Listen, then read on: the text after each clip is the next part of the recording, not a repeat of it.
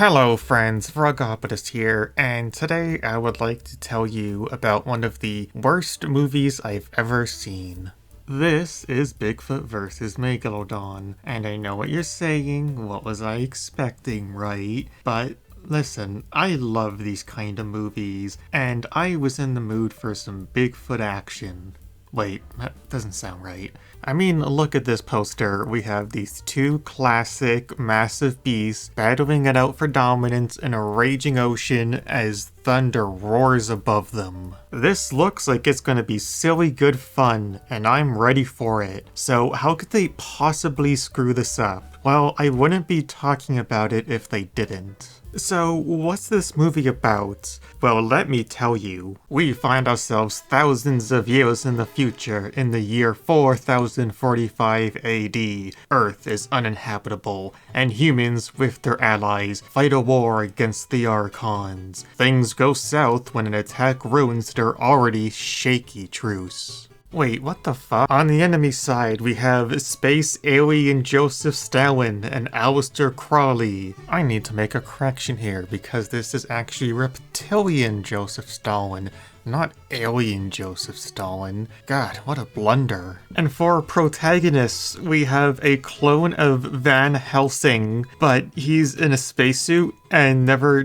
does anything that would let you know that he is Van Helsing, except them telling you that he's a clone of Van Helsing every chance they get. There seems to be either alien or clone forms of a lot of random fictional and historical figures, and I'm not entirely sure why. And we haven't even gotten to Bigfoot or Megalodon yet. There's also the other protagonist, Princess Kali. I don't know why she's a princess. Bigfoot, this seems to be kind of there helping them, and I'm not sure if this is supposed to be a clone of Bigfoot, or Bigfoot has just been alive for that long. Since they didn't tell me over and over again that this is a clone of Bigfoot, I'm just gonna say that this is the original Bigfoot. And then we have Megalodon, who has been alive for thousands of years, and is very intelligent and can speak because he was experimented on by Nazis, because of course he was. That all sounds pretty crazy. This is gonna be absolutely wild. I wonder how it plays out.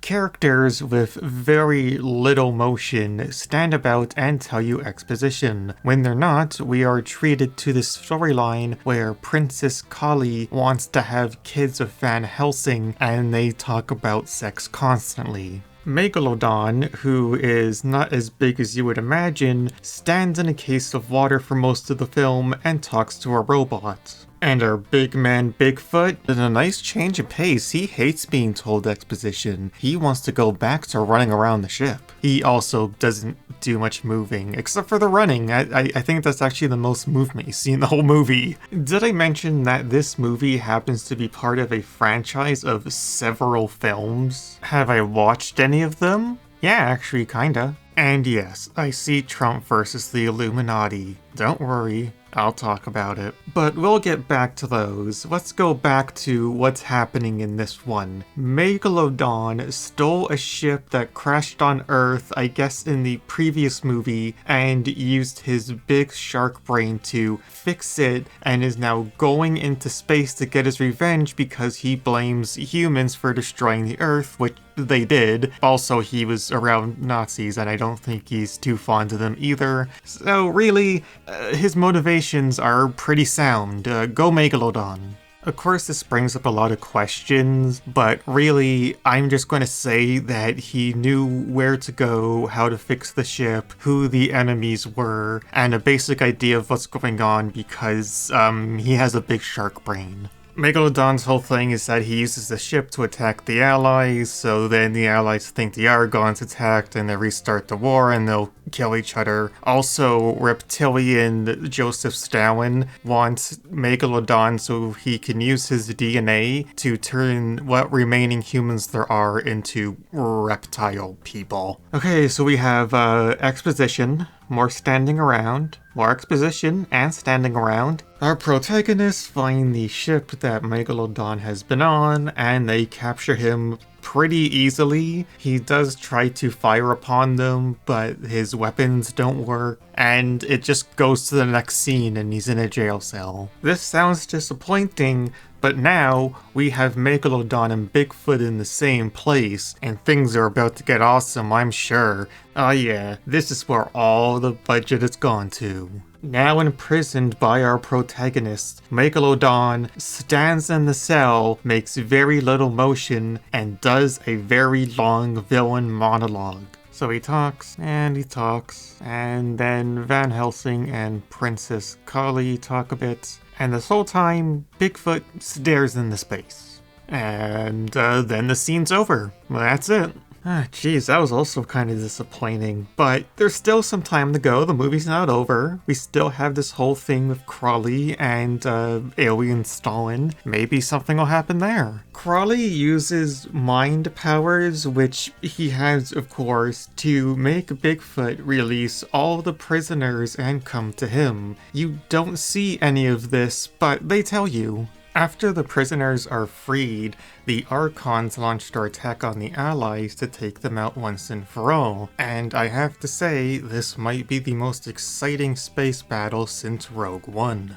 Van Helsing goes out to fight off the Archons, neither him or Kali know where Bigfoot is. Bigfoot goes to Victor Crowley, and Victor Crowley's entire character is talking about Satanism and sex. Victor Crowley tells Bigfoot about how awesome it's going to be to do Satanism and sex. I guess Bigfoot just snaps out of it, says he's not cool with this, and leaves with absolutely no opposition. He just gets back in his ship and flies off. Van Helsing sees Bigfoot flying back to the Allied ship and says, "Hey, what have you been up to?" And Bigfoot says, "Being dumb." That's good enough for Van Helsing. The Archons are defeated, yay! Then Reptilian Joseph Stalin shoots Van Helsing with missiles and blows him up, but none of this matters because he's just brought back as a clone, again in the next scene. Megalodon just kind of flies away, I guess in the same ship, in the same tank. His robot buddies are there, so that's good for him. In this movie called Bigfoot vs. Megalodon, where we have this poster where Bigfoot and Megalodon are fighting, they don't interact, and even when they seemingly do, we don't see it. You think the absolutely insane plot will make up for that, but it's so lazy and boring that it really doesn't. Shots are reused constantly, and there's a heavy use of stock footage. I get that this was made by a very small group of people, probably for fun, but it's just not enjoyable to watch. I wanted to find out who is behind this movie, who made Bigfoot vs. Megalodon and all these other films. In that search, I learned about this movie's director, BC14. What I found was pretty interesting. He was born in 1972 and has written several books and directed these movies, and seems to have written and directed other works with very mixed results. Except for this short horror movie called Dirty Hands Man. It's getting a glowing review from this person. And Crimson Horizon wouldn't lie to me, would they? As much as I dislike this movie, I'm always happy to see somebody just doing their own thing and being able to get their work out there. It also looks like he's done some gig work scripting animated movies under the pen name Christopher Maitland. Let me Google that. Oh god, oh no, oh no, oh god! Littlefoot is another movie I looked at back when I started and was also pretty terrible, and he wrote it. This has brought me to the only logical conclusion. BC14, if that is your real name, made bad movies to attack me personally. Okay, probably not. Thankfully, I wasn't the only person who was absolutely bewildered by this movie, and I found a thread on Reddit where this guy thinks the voices and writing were entirely done by AI. I was pleasantly surprised to find out that the man himself replied to this thread,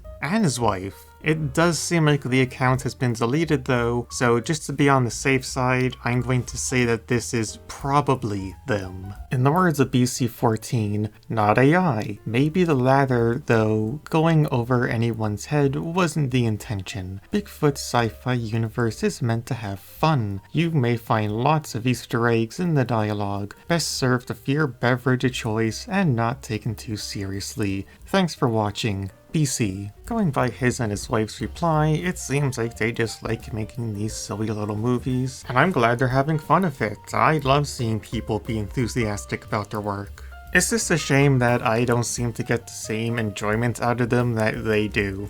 I can't just leave it at that though, because when looking at their other movies, they did make a sequel to this one, and I want to see what happens. Do they finally fight? If you're wondering what Megalodon is doing after escaping from the last movie, he's doing space crime with a werewolf, a clown, and this Left 4 Dead looking thing. And you'll be surprised to hear that it is not very exciting to watch. That's not what we're here for though. Do Bigfoot and Megalodon fight? Well, Bigfoot gets a visual upgrade, so that's cool. Holy shit. Holy shit! They're versing! They're doing it! Look at them go! Bigfoot wins the fight. And then Megalodon goes on a very heartfelt dying speech about how he's seen it all, but now that's all going to be forgotten. Like tears in the rain, which is an incredible line and must have been ad-libbed. I am so happy. This is all I ever wanted.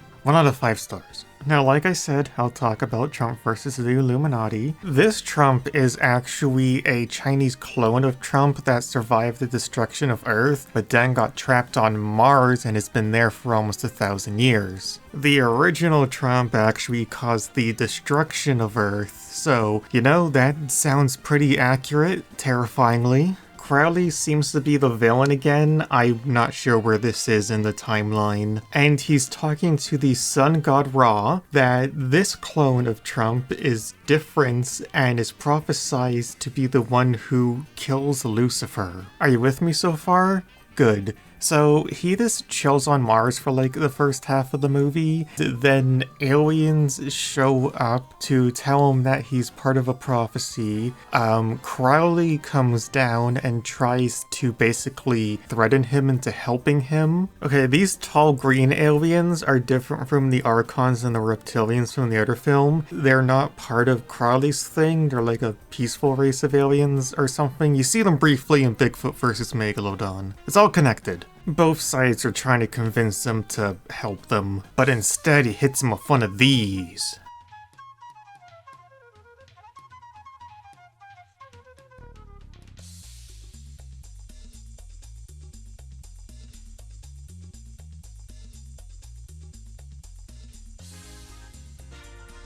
Van Helsing and Princess Kali are back again, and they're still talking about sex. And look, Bigfoot's back, along with Megalodon, Reptilian Joseph Stalin, that werewolf, that zombie-looking guy, Satan, a robot, a crab, a crocodile, the Headless Horseman, Bender, Freddy Krueger, Michael Jackson, Goku, Ash Ketchum, Naruto, Mario and Luigi, Barney, Theodore Roosevelt, Karl Marx. Everybody's here! A lot of them show up near the end of the movie, but they're there, mostly. Trust me. Trump just kinda decides to help the allies, cause why not, and they instruct him to literally go to hell. It turns out the portal to hell is back on Earth and in Dubai, unlike Robot Hell, which is in New Jersey. I have no comment on either of those.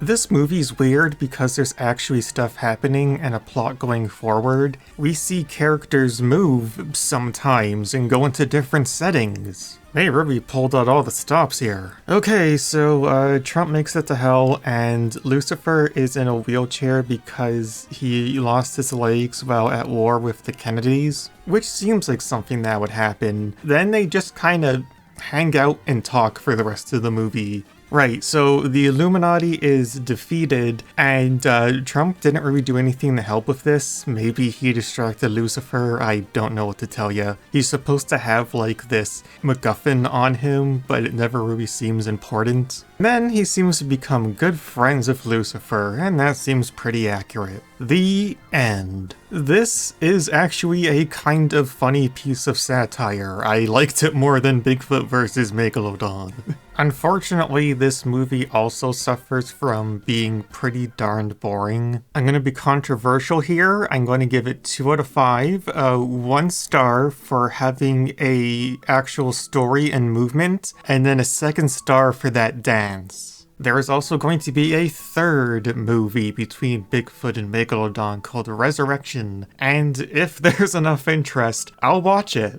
This might sound weird to say, but I'm happy I went back to go watch this movie I think is the worst thing I've ever seen. I genuinely like learning about the people behind this, and BC-14 seems like an interesting guy. Thank you for joining me in my look back on Bigfoot vs. Megalodon. If you enjoyed this video, like and subscribe or leave a little comment.